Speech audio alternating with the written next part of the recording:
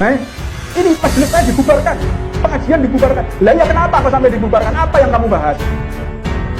Kalau pembahasan Anda mengenalkan orang kepada Rasulullah, mengenalkan orang kepada Allah, mengenalkan gimana caranya rukun antar umat Islam, yang kamu bahas apa itu tahlilan, syirik, apa itu orang salaman, kafir. Dan kamu seperti itu ceramahnya. Makanya saya bersyukur sekali, kita bersyukur kita mengenal Islam bukan dari tangan orang-orang yang semacam itu, yang mulutnya kotor. Alhamdulillah, thariqah kita di Nahdiyah ini tidak kenal meremehkan orang.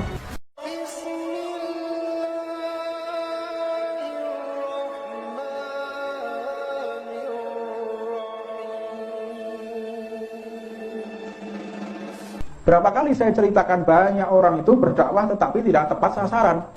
Ini ada orang yang baru mengenal Islam, belajar fikih, sholatnya masih belum pas, apa itu yang dikatakan istilahan, apa dikatakan itu ibarah-ibarah di dalam fikih itu penjelasannya dia belum tamat, tiba-tiba diajarkan kira-kira orang tua Nabi masuk surga atau masuk neraka.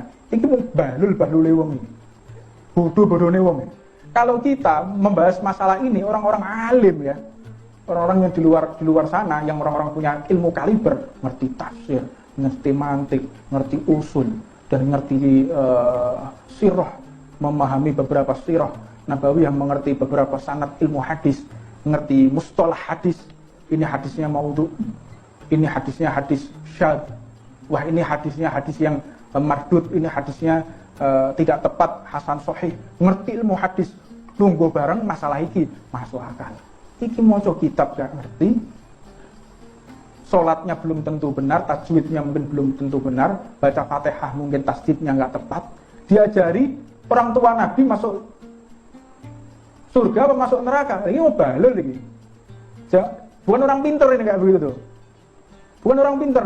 Tiba-tiba ada profesor ke sini menjelaskan. Ya adik-adik semuanya, mas-mas, bapak-bapak semua yang hadir, saya adalah profesor ahli astronomi. Saya telah meneliti penelitian tentang masalah langit selama hidup saya. Semenjak saya usia 17 tahun sampai saat ini usia saya 87 tahun, saya meneliti masalah langit 70 tahun katanya. Tiba-tiba ngomong gini. Terus sing diterangno ya awak-awak.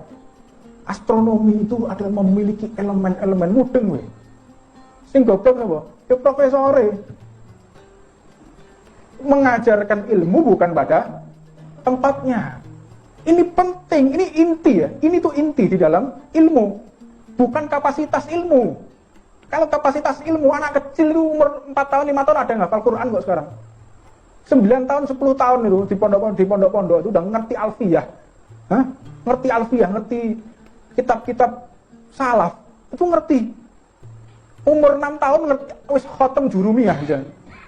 Banyak itu kitab-kitab nahwu yang mereka paham, matan-matan mufrodat mereka paham semua. Banyak, tetapi tidak tahu kapan dia harus menempatkan ilmunya pada tempatnya. Ini kecerdasan orang, butuh orang ngerti. Belok ngerti situasi dia. Wong-wong ini lagi sumpah, jak guyon. Oh, orang-orang ini lagi ngeremehkan, jak serius. Orang ini lagi tidak fokus, tanya, paham enggak? Itu orang cerdas kayak gitu. Dia bisa menempatkan pada porsinya, kapasitasnya. Maka dia bisa untuk menjelaskan sejelas-jelasnya kepada umat. Nah, jika seseorang tidak mengerti ilmu ini, maka bisa berantakan. Dan pada akhirnya orang ini, si pengajar ini bisa menyesatkan mustami'nya, orang yang mendengarkan tausiahnya. Bahkan banyak orang yang terpecah ukhuwahnya gara-gara tausiahnya. Ada kemarin tanya, ini pengajian kok dibubarkan? Gimana ini? Sing bahas iku apa kok sampai dibubarno? Ini majelis saya dibubarkan, pengajian dibubarkan. Lah ya kenapa kok sampai dibubarkan? Apa yang kamu bahas? Kalau pembahasan Anda mengenalkan orang kepada Rasulullah, mengenalkan orang kepada Allah, mengenalkan gimana caranya rukun antar umat Islam, yang kamu bahas apa itu tahlilan, syirik, apa itu orang salaman, kafir. Nah, Anda kamu seperti itu ceramahnya. Makanya saya bersyukur sekali, kita bersyukur kita mengenal Islam bukan dari tangan orang-orang yang semacam itu, yang mulutnya kotor kayak gitu. Alhamdulillah, thariqah kita di Nahdhiyah ini tidak kenal meremehkan orang. Tidak kenal untuk menggunjing orang. Orang yang di luar agama Islam aja lo nyaman dengan kita. Lah kok wong Islam dhewe kok gak nyaman kok. Apa yang kalian perbuat gitu? Yang kalian perbuat itu apa?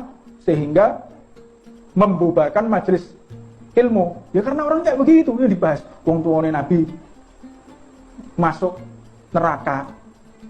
Apa itu habaib? Apa itu kiai? Bekas air minumnya diminum. Bakteri itu, bayangno loh. Apa faedahnya orang kayak begitu itu apa? Ceramah mudah-mudahan kayak ngene itu apa? Apa? Faedahnya apa? Apa keuntungannya untuk umat itu apa? Tambah rukun umat. Apakah bertambah imannya? Ya tidak kok.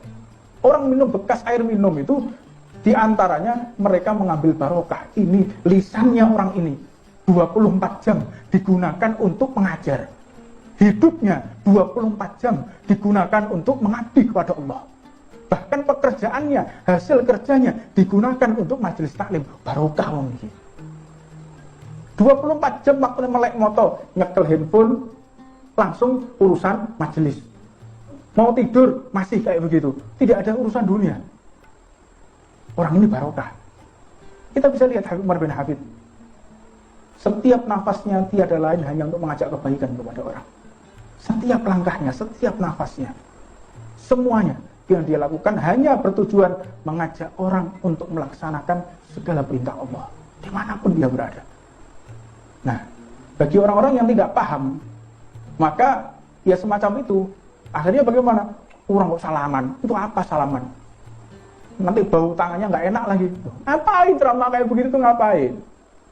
Makanya kalau dibubarkan itu sudah bentuk kebaikan, terusnya dibunuh orang-orang kayak begitu tuh. Bukan dibubarkan, dipancung, gantung orang-orang kayak begitu tuh. Dibakar, tak orang-orangnya sak masjid-masjidnya harusnya dibakar orang kayak gitu. Sebagaimana ini perintah Rasulullah SAW ketika Rasulullah pernah memerintahkan para khalifah dan tentunya yang membakar adalah Sayyidina Ali bin Abi Thalib. Dibakar masjidnya oleh Sayyidina Ali bin Abi Thalib. Ya, masjid di Masjid Dirar. Dibakar masjid, orang-orangnya itu sholat. Ya. Jadi singkat cerita, Rasulullah memerintahkan membakar masjid, bakar itu masjidnya. Bakar itu masjidnya. Terus akhirnya dilihat orang-orangnya sholatnya rapi, softnya bagus. Kembali ya Rasulullah, apakah engkau nggak salah perintah? Ini Sahih Bukhari, Sahih Muslim semua menceritakan ini. Kembali lagi, mana khalifah yang lain, mana panglimaku yang lain? Panggil panglimaku ke sini. Panggil, bakar tuh masjidnya, bunuh orang-orang yang ada di dalam masjid. Bayangkan coba, perintahnya Rasulullah. Akhirnya begitu sampai di sana, di Dhirar, dilihat mereka lagi baca Quran. Hah? Lagi baca Quran. Dari halakoh-halakoh muter gitu, tajwidnya bagus, nggak ada yang salah, ayat yang nggak ada yang diganti. Lantas kenapa? Apa salah mereka? Kembali kepada Rasulullah. Ya Rasulullah, aku ragu. Apa salah mereka? Engkau gagal, kata Rasulullah. Yang pertama tadi gagal dan yang kedua ini juga gagal. Mana yang ketiga? Paling yang ketiga, panggil Rasulullah. Bakar masjidnya, bunuh orang-orang ada di dalamnya. Akhirnya ketika berangkat dilihat mereka lagi melaksanakan sholat sudah rapi, bacaan sholatnya didengarkan satu hari di sana. Sholat subuh ya 2 rakaat, maghrib 3 rakaat, semuanya pada rakaatnya, tak ada yang salah. Apa yang salah? Kembali kata Rasulullah sambil mukanya merah, wajah beliau merah mengatakan, engkau gagal. Aina Ali bin Abi Thalib? Mana Ali bin Abi Thalib? Datang Sayyidina Ali. Sayyidina Ali itu memiliki kuda beliau itu punya dentuman, duk, itu berbeda dengan kuda biasanya, nggak lumrah. Pukulan kudanya Sayyidina Ali itu nggak lumrah. Mereka orang-orang yang ada di Dhirar ngerti yang datang ini Ali bin Abi Thalib. Ketika mereka mendengar dan suara dentuman kudanya Sayyidina Ali itu bisa terdengar sampai 5 kilo. Krungu. Mereka pada lari meninggalkan desa, lari meninggalkan masjid karena yang datang adalah Ali bin Abi Thalib. Begitu Sayyidina Ali datang dilihat sudah kosong desanya, masjidnya juga sudah kosong, tetap dibakar masjid tersebut. Pertanyaannya, kalau ada orang kayak begitu, lalu di dalamnya ada orang kira dibunuh nggak bisa? Dibunuh Sayyidina Ali, perintahnya Rasulullah.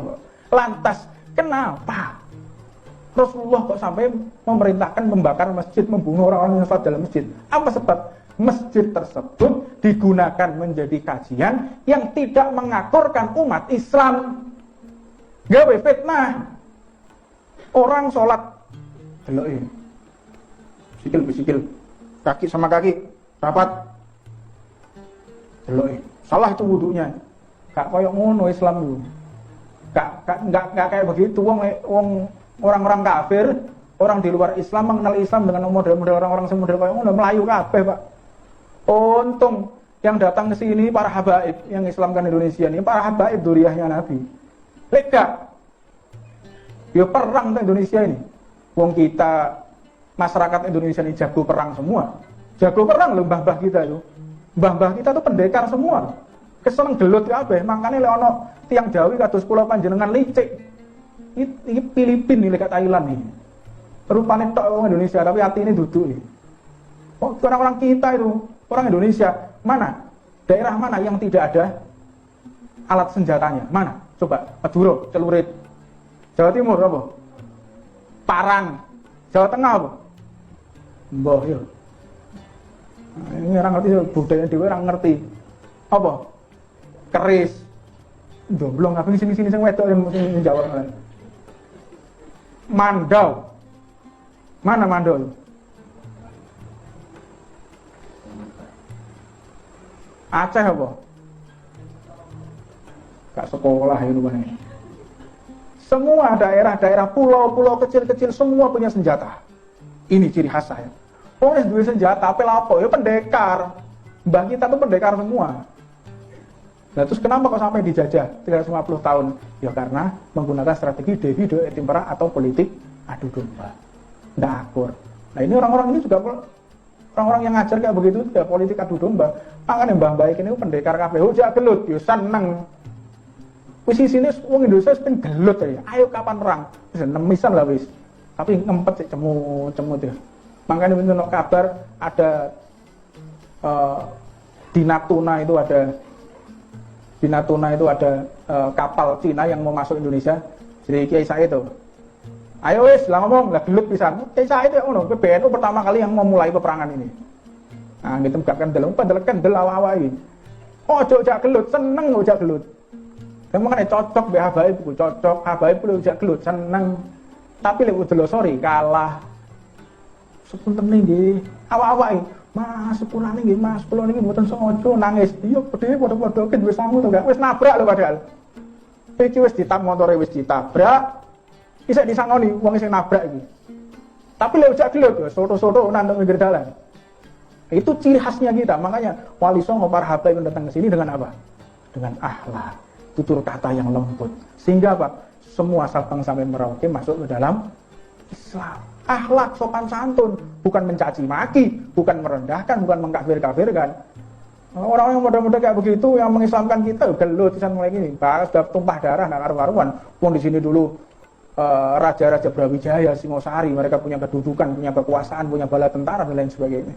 Nah, itu yang bisa saya sampaikan. Insya Allah kita semua bisa mengambil ibarah, mengambil pelajaran daripada apa yang telah diajarkan oleh orang tua kita semuanya. Saya minta maaf karena ini mundur 10 menit. Harusnya kita sholat jam 7:10, ini jam 7:20. Nah, karena memang salah satu ciri khas para salaf kita antara maghrib dan isya itu beliau selalu melebihkan waktu 15 menit sampai 10 menit. Jadi waktu isya itu diundur, ya. Waktu isya itu diundur sampai 15 menit, 20 menit sampai 30 menit mereka melanjutkan kajian ini. Dan memang sunnahnya sholat duhur itu diakhirkan. Sholat duhur itu diakhirkan. Jadi sholat duhur itu sebaiknya untuk menghilangkan istiwa, maka sholat duhur itu jam 1. Sholat asar ya gitu, jam berapa? Setengah 4, jam 4. Itu sunnahnya kayak begitu. Tapi sunnahnya tuh oke main game ngenten ini terus jam 1 kok sunahnya. Tapi oke main game ini orang geblek iki jenenge. Mereka itu mengundurkan sholat ya kalau ngaji, maca kitab ini. Mengundurkan sholat tapi main karambol. Jam piro? Lagi azan. Sunahnya lah jam 1. Ini bahlul pisan iki berarti. Nah, ini orang enggak paham kayak gitu. Jangan sampai kita salah memahami segala sesuatu yang diajarkan oleh baginda Nabi Muhammad SAW. Rabbana atina fid dunya hasanah wa fil akhirati hasanah wa qina adzabannar wa 'allamna masyayyikhuna wa ma'rufahum wa sallallahu alaihi wa sallam. Bismillahirrahmanirrahim.